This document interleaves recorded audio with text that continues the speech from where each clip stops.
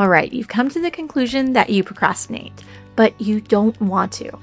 And lots of people do. So I think the question is, why do some people procrastinate more than others?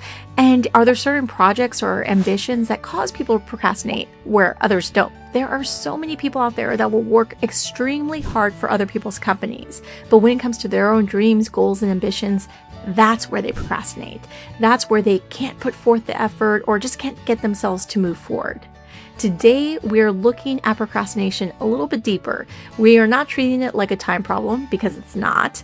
We are actually going to dig into what is really underneath and how you can move forward starting today. Hi, I'm Steph, and I help busy adults go from talking about their dreams to actually living them, so they can become who they want to be, one messy, playful experiment at a time. The truth about procrastination is it is not about time. You know as well as I do that there are times in our lives when we might have nothing else to do except for the one thing we really want to do. And yet the whole day will go by and we'll still not get it done. We also know that there's other days where we are super busy and super packed, and that's the day that we get that project going. And sure, I'm a big fan of time blocking, so I'm not saying that time is not important, but it is not the main driver of procrastination. I've thought about this very deeply, and I know from my own personal experience, it's not more time that I need.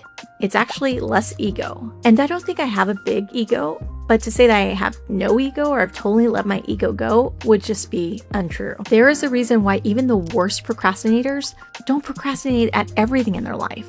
They only procrastinate the things that actually challenge their egos. So why does our ego feel challenged? It's usually because you're taking on a new project or experience that you have not had before or not had enough of to feel comfortable about.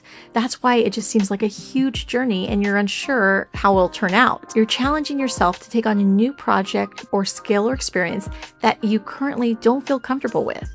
When you step outside of your comfort zone, it can feel exhilarating, but it can also feel scary.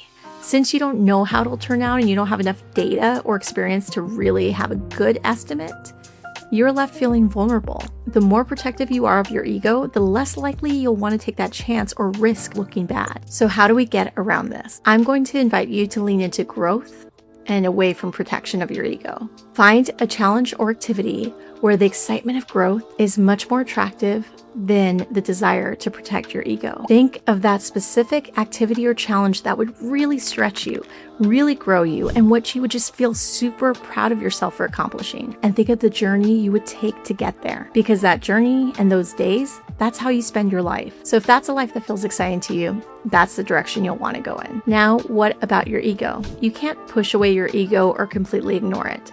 But one thing you can do is figure out what is the worst case scenario in this situation. So for example, one challenge I'm taking on myself is doing this video with minimal preparation. This was just an idea that popped in my head, turned on the camera, and let's go. But in order to not get my ego to just act up, I did two things. One is I took immediate action because I know the longer I wait, the more and more self-doubt will creep in. And two, I also thought of worst case scenarios, and honestly, there weren't that many.